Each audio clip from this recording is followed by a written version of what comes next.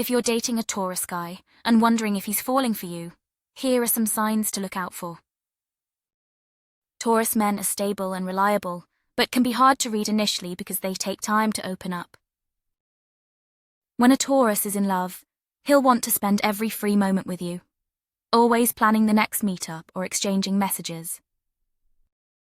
He'll make you feel special by noticing details about you and showing affection through thoughtful gestures like gifts or nice dinners.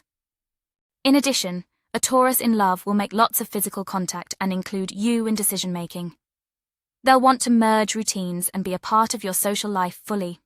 He may show signs of being protective or territorial, wanting to claim you as his, and becoming more confident and bold in his interactions with you.